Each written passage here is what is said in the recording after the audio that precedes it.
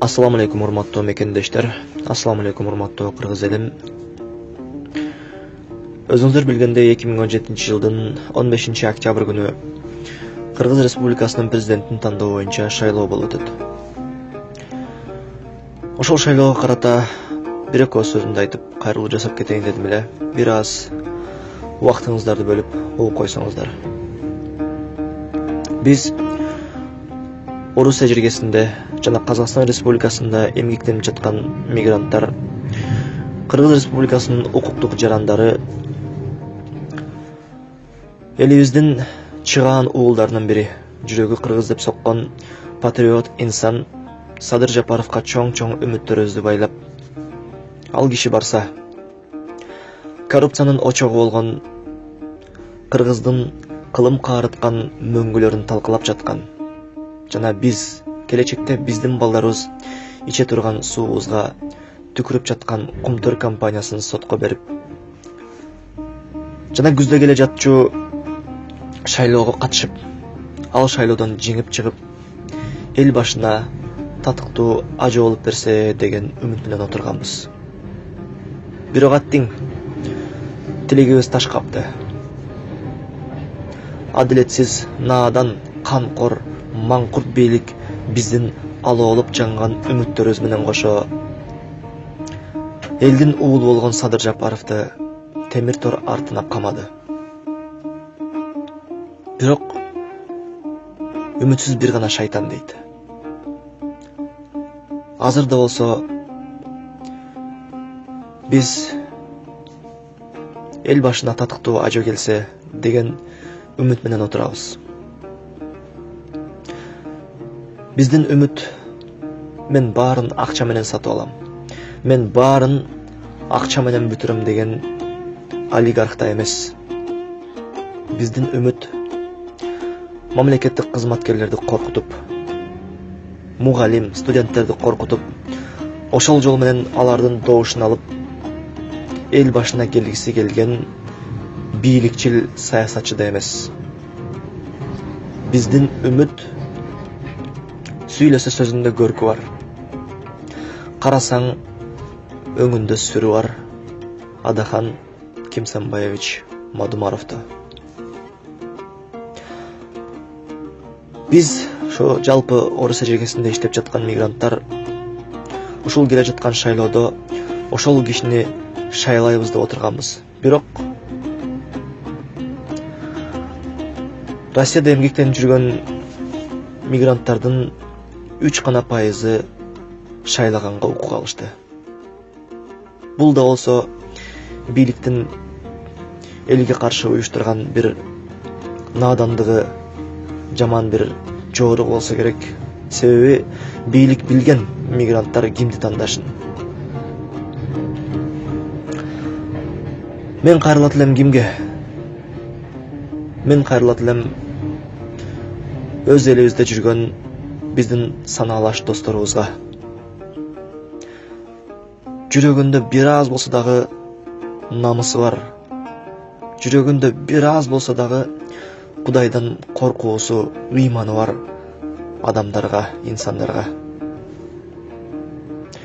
Эмне үчүн мен жүрөгүндө бир аз болсо дагы намысы бар деп жатам? Башкалар айтышы мүмкүн, бизде эмне намыс жок бекен депчи. Мен айтам, сиздерде намыс жок. Сиздер намысыңарды миллиардердин болбогон бир 1000 сом акчасына саттыңар. Ошол 1000 сом акчага силер өз балдарыңардын келечегин кошо саттыңар. Ошондуктан мен сиздерге айтам, сиздердин намысыңар жок. Себеби сиздердин намысыңар сатылып кетти. Мен суранат элем ата-энелерден. Сураныч. Эгер өлкө башына татыктуу ажы келсин, мамлекетибиз оңолсун, жумуш орундары түзүлсүн, жана биз сагынып күткөн балдарыбыз, неберелерибиз биздин кучагыбызга келсин десеңер, анда биз каалаган кандидатты шайлап бериңер. Мугалимдер жүрөт, 5000 айлык берет экен, келгиле Жээнбековго үгүт кылалы деп. Айланайын мугалимдер ойлонгулачы.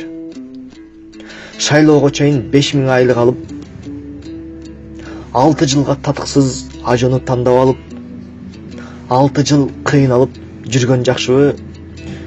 Же намысыңарды бекем сактап, балдарыңардын келечегин сатпастан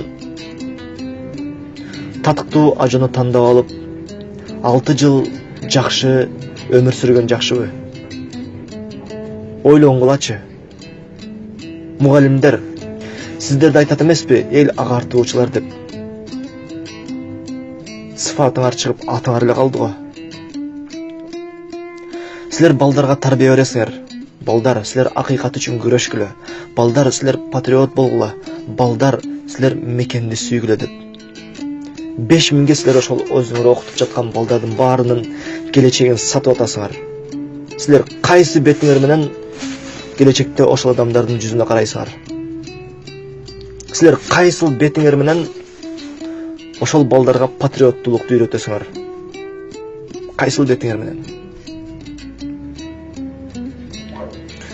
Албетте сөздөрүм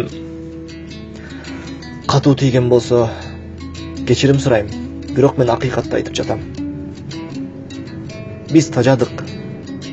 Бөтөн мамлекетте булардын суугуна тоңуп, милиция кызматкерлеринин жаман сасык, чурка жана башка деген сөздөрүн угуп биз тажадык.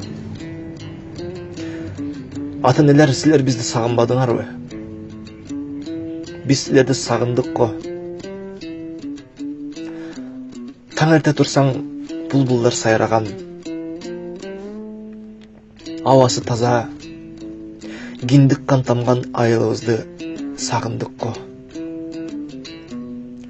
Качанкыга чейин силер биздин келечекти сата бересиңер?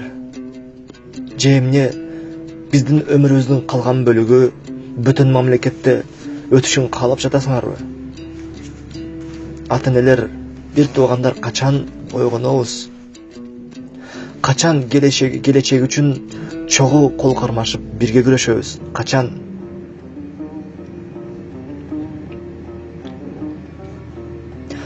Албетте менин бул айтылган сөздөрүмдү мага окшоп ата-энесин көптөн бери көрбөстөн сагынып жүргөн мигранттар гана түшүнбөсө, арам акча менен байып, арам акча менен жанын багып жаткан биздин министр депутаттар жана алардын эркелеген балдары эч качан түшүнбөйт. Бизди түшүнөт бир гана бизге окшоп бөтөн мамлекеттин суугуна тоңгон мигранттар. Мен өз кайрылымды ушул менен жыйынтыктасам, угуп жана көңүл бөлгөнүңүздөр үчүн сиздерге чоң рахмат.